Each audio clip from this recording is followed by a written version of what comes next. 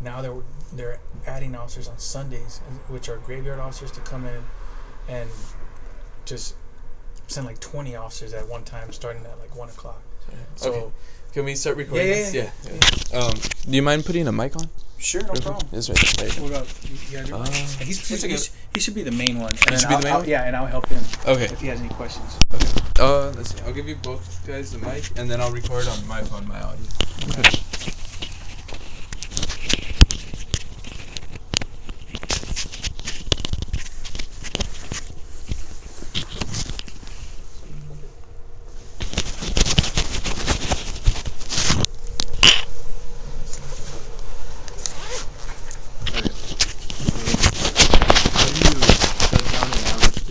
Like usually Sideshow Sundays?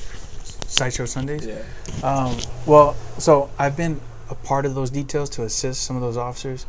What a lot of those officers are doing is they're going about 20 patrol vehicles at one time, and they'll start in one intersection.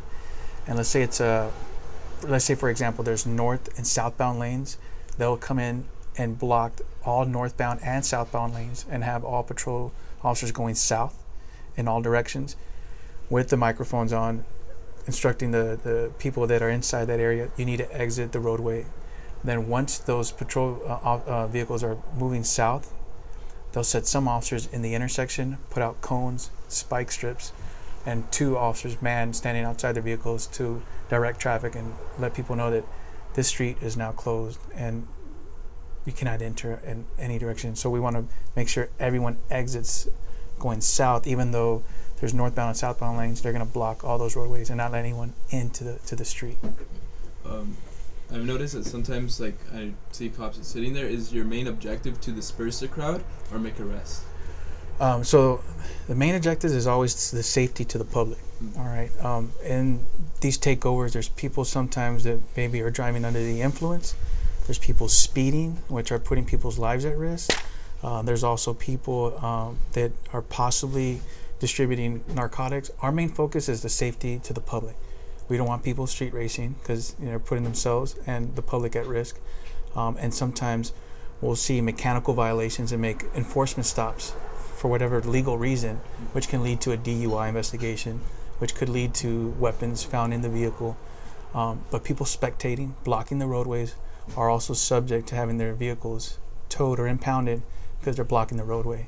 And it's illegal to be spectating and also blocking the roadway at these street racing events. I've read recently that spectators can now get 6 months in jail just for spectating. How would you prove that someone's a spectator? Because I've noticed that in the community, they are saying that the cops can't really prove a spectator. Well, I don't know if you want to add to that, Officer Nieves. I can't really speculate as to 6 months in jail. What we do is we would basically document the event. So as a police officer, whether we're taking an accident report, whether we're writing an arrest report, but specifically in this situation, let's say we're charging somebody for being a spectator, we'll document all the evidence why we believe that they're a spectator. Maybe we've seen them in that area for a certain duration of time. Maybe it wasn't just a one-time incident. Maybe we've seen them a week before, a month before. We see them every week. So we get to know the people of the community, and if we can prove that they live in a certain part of town and that their route home doesn't involve this particular street, we'll document all that in the report. And then once we submit that report, it actually goes through the Los Angeles County District Attorney's Office. The District Attorney will look at all the evidence and see if there's enough evidence to prove that they are considered a spectator. And then ultimately, all of our reports are submitted to the District Attorney for review, and the District Attorney makes the ultimate decision on whether they try the case or not. So it can be technically accepted or rejected. Sometimes if it's rejected, they'll submit it back to us for additional investigation, and then we'll try to get more information for them and submit it back to the District Attorney's office. But ultimately, it's the District Attorney that makes that final decision. Who do people arrest or cite the most, the spectators or the people partaking in the sideshow? I would say that our main focus is to get people doing donuts or street racing. Those are the main subjects that we're going to try to target and go after. We're not really out there to get the spectators. That's also a side product of the enforcement activities that we're involved in. But we mainly want to target those that are actively involved in street racing and blocking the roadway and the vehicles that are doing donuts. There's sometimes airships that are involved. The Highway Patrol, we also have helicopters that are sometimes out there to assist us. LAPD, the LA County Sheriffs will sometimes be out there to assist. They'll have a spotter. So the pilot is focused on flying the helicopter while there will be another spotter, which is the co-pilot. Not really a co-pilot, but it's mainly a spotter. And he'll communicate with officers on the ground and direct us. Hey, this vehicle, this is the description of the vehicle. They're actively street racing, doing donuts. They're exiting on this street, making a right turn. Hey, I need this unit to follow that vehicle. And so they'll be tied into the report because they're witnesses to that vehicle doing either the donuts or street racing. And so they'll add a supplemental to whoever the officer is that ultimately goes on the ground and arrests the driver for whatever event that he's involved in. And then in addition to that question that you just asked, if we believe somebody to be a spectator, we may even give a dispersal order and we'll tell them to disperse. If they refuse to disperse, well, then it adds to that charge. Oh. And everything we do is recorded. We have dash cameras, and it has both video and audio, and it shows us dispersing the public, and if they don't disperse, it records their actions. Do you have any statistics on the injuries, accidents, and fatalities that happen every Sunday surrounding the sideshow Sundays? We normally have a tally on the number of vehicles that are cited. The sergeant will normally want all paperwork relating to the street racing events. It'll also have all the vehicles that were impounded. But off the top of my head, I don't know the current numbers. I know that last week you sent me over some numbers. Can I release those Sure. numbers? All right, so I can give you a ballpark estimate on one Sunday. So one particular Sunday that we were working, I think the sergeant informed us that Sunday there was 56 citations written that Sunday. There was 22 vehicles towed, and there was one gun that was confiscated from one of the impounds of those vehicles. So sometimes when you're out there, there's all kinds of other illegal activities that are involved. There's people with illegal weapons. There's narcotics in these vehicles. That's just an average number of one Sunday. 56 citations, 22 impounds, and then one gun was confiscated. Then that's just one day. There's been some Sundays where maybe someone's been, injured or killed in some of these street races, or sometimes when people are leaving the area, they're leaving and driving erratically, or people are driving motorcycles without helmets. That could lead to them getting involved in a fatal traffic collision as they're exiting or leaving and trying to flee from the police. I just had a question right now. One sec. Oh man, I forgot what the question was. Well, I have a question for you. How are you guys involved, or what sparked your interest in the street racing, and what brings you guys here today to talk to us? I got my first car, and obviously I was like, oh, this is pretty cool having my first car. And then I used to live around the Compton area. Okay. So I would drive around there, and I'd see these street races going on. I'd just pass by and see what's going on. And I've gone on Instagram and everything and looked at them online. I've know some names and stuff, but I've never attended. It just looks pretty cool, but I see the danger that they're causing. And I understand because they also post videos of when they people get sideswiped from a donut and everything. So that's why I don't really like them too much. And that was my other question: how do you guys stay ahead of all the social media and everything that's going against you guys? Well, we actually have our own social media websites as well. So we're very transparent. California Highway Patrol wants people to see what we do and how we do it. So you can actually follow us on CHP South LA on Instagram. We also have a Twitter and Facebook handle with the same name. We will actually advertise when you can actually come out and meet us. Not specifically for street racing, but you can actually meet an officer, talk to an officer, ask us individual questions. We would rather you guys, get the right answer. We'd like to educate the public, not at the end of a ticket, but just maybe a casual encounter. So we try to put the word out there. So let's say you had a question about street racing, like maybe you were fascinated with watching it and you wanted to be a spectator, but now during the education you know that you can be arrested or you can be charged with being a spectator. So if the word is out there, we're hoping that people now have the knowledge to make the decision on their own whether they're going to attend or not attend these type of events. We always want them to attend like a legal maybe like a speedway type of event at a racetrack, where they can actually watch cars race legally, and you don't have to worry about getting injured. That's our main concern. Like my partner was saying, is safety, service, and security, which is imprinted on the side of our cars. We want the public to be safe and secure and not get sideswiped by a reckless driver doing donuts. They've gotten killed. They've gotten seriously injured and killed by these events. And then we actually will have our investigative unit do intel on, let's say, street racers. Like you said, they post.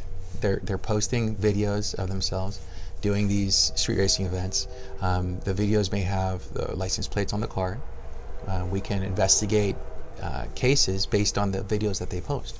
So not only do we post, but we'll actually watch the postings of these clips that will show off what they were doing during a street racing event. So if you can see the Instagram pages, right, and you're not a part of them, what do you think the police is also having access to this public information? So if you're looking at it, we're doing the same. And there's some other tactics that we can't reveal, but like my partner was stating, there's investigative units that are gathering intelligence always on certain groups that are becoming a target and bringing that attention to themselves, and we are focusing and targeting those units. I noticed that on a lot of the Instagram posts, especially for the street racing, they do a lot of gambling. Have you guys ever pulled over a car with like a bunch of money in it, and how do you suspect that they've gotten that money to make bets and stuff? Well, I personally haven't come across that, but hypothetically, if I were to have been presented with that situation where, let's say, I pull over a vehicle, there's a lot of money, and let's say there's fruits of the crime in the car, such as the gambling methods used. Let's say they're playing roulette, and there's a roulette table in the back. That could be illegal gambling, so we can investigate further. We can ask questions and try to come up with an idea of how they obtain that money. We can seize money if we feel that it is, let's say, collected in illegal forms, but we'd have to go through channels. We have to go through our sergeant. We have to do an asset forfeiture. So there's a process. But if there's, so people may have legal large amounts of money in the vehicle, we just don't arbitrarily take people's money if we don't have the proper evidence to prove that it was obtained illegally.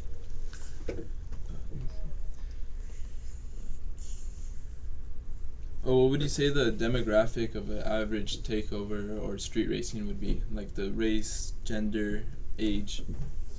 They span across the spectrum. Everyone's involved, from Hispanics to African Americans, Asians, Americans, Caucasians, everyone that runs the gamut. Everyone's out there.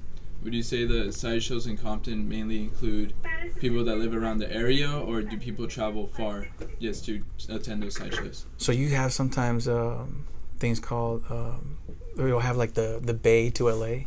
And so you'll have people from as far as the Bay Area in San Francisco and Oakland coming down to Los Angeles. So like I said, it runs the gamut. There's people coming in from the Inland Empire, from the Valley, and it spreads all over the LA County and Orange County as well. And there was an incident where I would say hundreds, if not thousands, of cars congregated in a Ralph's parking lot. And it was a weekend where it was very light vehicle traffic in this parking lot. And these street racers filled up that parking lot. So they came from a different area into the Compton area to participate in this illegal street racing. So it's not just the people in the community. Like my partner was saying, they can come from up as far north as Oakland, down as San Diego, and then, they just meet in LA. And sometimes they'll post their activities on social media websites. Would you say you know all the locations of the street racing? Because every time I see a post, it's always around the same area, and it's been like a few months in that same area, and they have it almost every weekend. So do you not know the area, or do you know the area? We do have hotspots. We do have hotspots to look for, and you'll even have helicopter pilots come in and state, hey, that this particular area is clear of any street racers. We'll be en route to whatever other hotspot to clear that area, or observe if any street racers are gathering in that area. So we do have known hotspots, and we come up with new hotspots that the street racers are creating as they spread the information on social media. In addition, we have a traffic complaint system, so people in the community, they just call us, and they'll tell us of street racers, they'll tell us of parking complaints, they'll tell us of any type of traffic-related complaint. We'll register that complaint in our traffic complaint system, and then we'll have a documented date and time, the reporting party, contact information, so we can do intel. We can contact them, we can confirm, if it's happening at the same spot, the same time, and we can send officers out there based on the number of complaints we get. So we always urge the public to voice their complaints, their concerns. The more people that call in, we have more confirmation on locations and times. And what message would you want to send to teens thinking about street racing or attending these events and even participating? I'll let Officer Nieves lead. Well, I was a teenager too, right? And I enjoyed nice cars, and I enjoyed driving those nice cars at I'll say at a respectable speed, a legal speed. But if I wanted to actually ever go over that speed and I wanted to see what my car's limits were, I actually went to a speedway and I did a quarter-mile run to see how fast my car would run. It's a legal way to do it. So that's what we urge people is to, if you have that desire to test out your vehicle, just do it legally. Go to a racetrack. It's not that expensive. It's a lot safer. You're not going to get a ticket. You're not going to get your car impounded, and you're not going to injure the public. So I would say just follow your dreams. Just do it legally. And do you guys have any more questions for me? I was just curious, what kind of car do you have? Oh, I have a Cadillac CTS. Okay. Yeah, 2005. Very nice. Yeah, that's why I got interested more into the whole sideshow thing, because I've noticed a lot of Cadillacs. Right on. So, And then we actually have a program here at the California Highway Patrol Torrance office. It's called the Explorer program, and it's for any male or female between the ages of 14 to 21. If they're interested in becoming a police officer, kind of interested in see what we do, they can go on ride-alongs. Once you're in the program, possibly one of the ride-alongs you could go on as an Explorer is to a street racing event. What you can do is you have to have a 2.0 or greater GPA, and you basically have to be between the ages of 14 to 21. So if you or your friends or anybody that you know that is interested in becoming a police officer, it's a great inside look to see what we do. You learn our policies, our procedures. You learn the vehicle code, penal code, and other law books in the state of California. So once you become 21 years of age, if you're interested in becoming a CHP officer, you'll actually have a leg up on just somebody coming in off the streets, because you have a solid foundation in our policies and procedures. So when you go to our academy up in Sacramento for 6 months, it's not a culture shock. You'll be very, very prepared. So it kind of gives you just an inside look. And even if you have no desire to be a CHP officer, it's a great piece of documentation you could put on a resume. Let's say you want to go to a big 4-year college or university. What's going to make you stand out from the next guy? You both have good grades. You both have never gotten in trouble with the law. Well, now you can say you've done public service. You've donated your time to the California Highway Patrol. You've served your community. So it looks good on a resume, and it shows that you're an active community member wanting the best for your community. So it's just something that can help you get to where you want to go in life. As a California Highway Patrol officer, I love my job. I think it's a great job, but it's not for everybody. So you can kind of get an inside look, see if it's for you. If it's not for you, by all means, follow your dream. We support your dream, whatever it may be, as long as it's good and legal. But what do you want to do as a career, out of curiosity? I've been working at an auto glass shop, and we do glass for the port as well, and we fix classic cars and everything. And I've been looking on taking over, but honestly, CHP would be my choice if I didn't have the shop. Is it your father's shop or family shop? It's a good close family friend. Right on. Yeah. And another good thing is our agency allows you to retire at 55. So imagine having steady income coming in at age 55 and not having to work. It's your retirement. So we put in money to our own retirement system. We don't actually put into Social Security. So it's like our form of a Social Security retirement system. But you start collecting that at age 55, plus we have really good benefits such as like medical, which a lot of younger students don't really think about right now. But think about what your parents or your grandparents are going through. Maybe they're going to the doctors routinely. Well, we have all our medical paid for once you're retired. So you don't have to pay into medical. So it's just a nice option to think about. And what are you guys doing to prevent future takeovers? Like in the future? Yeah. We're doing interviews like this. We're trying to spread the word on social media, educate the public when we go out to high schools and talk to them. But this is a big step for us to put the word out and have someone like yourself who's interested in a takeover and curious on the law enforcement side what we're doing to prevent and educate the public on how dangerous it is. So the more we can do interviews like this and spread the word on how dangerous it is and the danger to the public, that will help spread the word to not continue with this illegal activities. What are your opinions on the people that like hosted takeovers and are partaking in takeovers? What do you think about them? Well, I would say that sometimes good people make bad decisions, and if they're planning a takeover, they need to really know what the ramifications of those are. Everybody is responsible for their actions. We want them to take responsibility for their actions, and we're going to enforce the law. We have to do our job. But like my partner is saying, if we educate them and we let them know, hey, this is what can happen to you, we don't want a good person to continuously make bad decisions. We want you guys to learn, what the rules are, play by those rules. If you happen to make a bad decision, learn from that bad decision and don't continue to do that bad decision so you can live a very, long and safe life without getting injured in these street racing events or arrested and having a criminal record for the rest of your life. Once you become 18, that criminal record is going to stay with you forever. And if you want to become a police officer or a public servant, a firefighter, or whatnot, it's going to hamper your possibilities of joining a public service with Sergeant's office 6-4, Sergeant's office 6-4. With an arrest on your criminal record. So we feel education is key, in a nutshell. And we pride ourselves in being a top law enforcement agency. Motor carrier specialist, line 6-3, or commercial officer, line 6-3, please. So the California Highway Patrol, it prides itself in being like a top tier law enforcement agency in the world. Not just in California, not just in the nation, but in the world. We're very professional, and we welcome people to visit our websites, check out what we have to offer. The CHP is currently hiring. You can actually go to chpcareers.com to see all the careers that CHP has to offer. It's not just police officer, because police officer isn't for everybody. But let's say you want to become a public safety dispatcher. We're hiring for that. Let's say you want to be a mechanic. We're hiring for that. Let's say you want to be a civilian. We call it a civist position. They work alongside officers at the truck skills. You can become a civist. So there's a lot of different opportunities. It's great pay. It's great benefits. Great pension.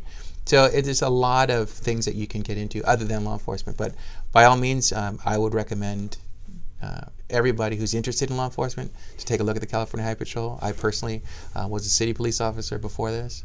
I was a county police officer before this, and I'm a state police officer. And so it gives you that freedom to work in over 100 area offices throughout the state. Currently we're in LA County, but I worked out of Orange County before. I came back to LA County. LA County is a great place to work with a lot of opportunities. If you get tired of working in one area, you just put in a transfer. A few months later, you can transfer to a different part of the state. So there's just a lot of opportunities with the Highway Patrol. Any more valuable information about takeovers or the CHP that you guys would like to add? Just be careful. We're spreading the word that it's illegal activity. There's consequences to these actions that you decide you wanted to partake in, and you're there. We're there to do our job, keep the public safety, and also enforce the law. So just be aware of the consequences that are out there, and we suggest you don't participate and attend any of the sideshows. And Sergeant's office 6-4, Sergeant's office 6-4. give me 1 second. You're gonna edit this, I'm assuming. Yeah. Sorry for all the interruptions. It's okay.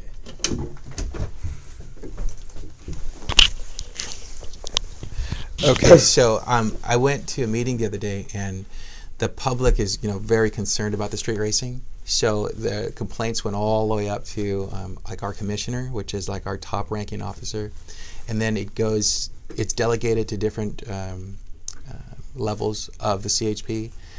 We actually were given grants to enforce specifically street racers in the years to come. So like a normal CHP patrol will have an A watch, B watch, and C watch. A watch is in the morning, B watch is in the afternoon, and C watch is at night. And on A-Watch, we have about 12 officers that work patrol. They're actively working like freeways and unincorporated areas within LA County. How many does B-Watch have? B-Watch, on a good day, it might be 14, 15, but on average, on the weekend, 12 officers. So 12 to 14 officers on the weekend on B-Watch and graveyard officers? We're looking at anywhere from 10 to 14 as well, sometimes 16 if it's a good night.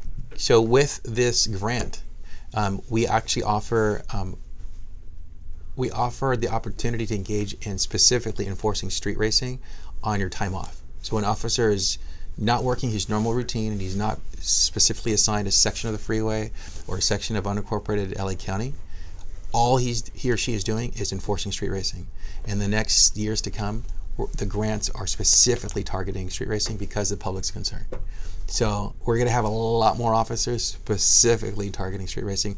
So it's not going to take away from the freeway. It's not going to take away from the unincorporated areas. It's just going to add specifically to street racing. Any more questions for me?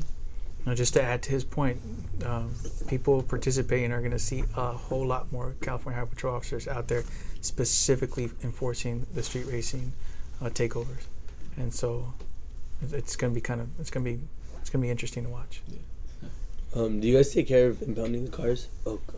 When you say when you say do we take care? What are you asking specifically? Do you guys like know where they go and Oh, absolutely. And know what car it is? Absolutely. We have to document everything. You have to document the inventory of what's inside that vehicle. When you're impounding the vehicle, you have to document who the registered owner is of the vehicle, what vehicle license plate, VIN numbers, and then if the driver's there, they'll get a receipt of where that vehicle is being taken to. So it's all documented. And all our tow companies have to pass our strict guidelines. So there's hundreds, I would say, tow companies within LA County, but we have specific guidelines that they have to follow. And then we will make sure that the companies that apply to tow for us, because the state doesn't own tow truck companies, they don't own tow yards, they just contract with the local tow companies. So we will actually inspect how they conduct business. We'll document the name of the tow truck company that comes to impound that vehicle. We'll document the driver of that tow truck on the form. So it's all documented. We'll document all the things of value that are inside the car so that the registered owner knows that was there at the time that the vehicle was taken. So it's safe, locked, and secured until that vehicle is picked up by the registered owner. What's the most popular car you guys see? That's subjective, but you'll see a lot of American muscle cars. You'll also see Asian street racer cars. I mean, it runs the gamut. They're all out there. But I'd say a lot of muscle cars and a lot of Japanese imports and Korean imports, and the American muscle cars. I mean, nowadays people will modify anything. Yeah. So it all depends on personal taste. Like your friend is saying, he has a Cadillac, so it's an American car, and now you can modify Cadillacs. There's super strong engines, and there's Cadillacs that are like sports cars, just as fast as or faster than other sports cars. So it's all personal preference. One last thing I'll add on those cars, all the modifications that are done illegally to those vehicles, officers are going to get more training. And if we know that an engine is modified, an exhaust is modified, then not only will you be cited on it, but you'll be sent to a state referee. What that means is you have to go to a state certified inspection location, and it could run you anywhere from $500 to $1,500 just to get your vehicle signed off and certified that you've taken off those illegal modifications. So your vehicle is now street legal again. So that's another deterrent to the public to not illegally modify their vehicles with nitrous oxide, modified engines, exhaust, and all kinds of straight pipes, and people will take out the catalytic converters and put a straight pipe in the place of the catalytic converter. So now that vehicle is what we consider a gross polluter.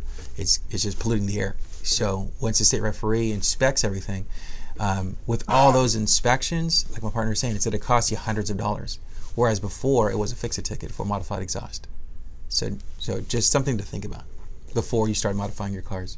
So you said it ran from 500 to like 1,000? Right, whereas before depends. it was a fix-it ticket. Fix-it tickets were $25. So it's that, and then you get your car taken away, and you have to pay to get your car out of the tow. Right, so every day that it's in the impound lot, It's like $200, right? fees are generated. Those fees don't come to the Highway Patrol. That fee is Cool. generated by the tow truck company. CHP, we don't charge for the vehicle releases. So once you come to us and you're saying, I want my car back, We're going to give you You guys direct them to the. right. We'll verify that you're the registered owner. We'll verify that you have insurance. We'll verify that you're going to be given a release form. We don't charge for that. Other agencies may charge for that vehicle release. Now, once you have the vehicle release and you go to the tow yard's going to charge you for X number of days that your car's been in the tow yard. And every single day it's in there, it generates a fine. On top of that fine, you're going to get a fine for the officer who wrote you that ticket. You're going to possibly get a fine for the state referee. So it all adds up. Yeah. So a little simple ticket can run you hundreds, if not thousands of dollars. It costs $30 to race at a speedway. Absolutely. Spread There the you word. go. Yeah. So, I mean, imagine just having that peace of mind, knowing that, hey, my car's not going to get impounded. I'm not going to get the state referee charge. I don't have to go to court. I'm not going to injure anybody. Yeah. So all these are positive reasons why you should do the racing at a public raceway where it's legal. Way less expensive. Yeah. I think that's it. Well, if you're going to edit this, maybe you want our names on the camera. Mhm. Like, Sergeant Nieves. no, my name's Officer Lance Nieves, Oh. and I'm a motor officer for the California Highway Patrol out of Torrance office, South LA. And I'm Officer Javier Lopez out of the South LA office, also a patrol officer. Okay. I think that's it. Thank you guys. Thank you. guys for your time. Appreciate it. So, Absolutely. hey, you want me to take a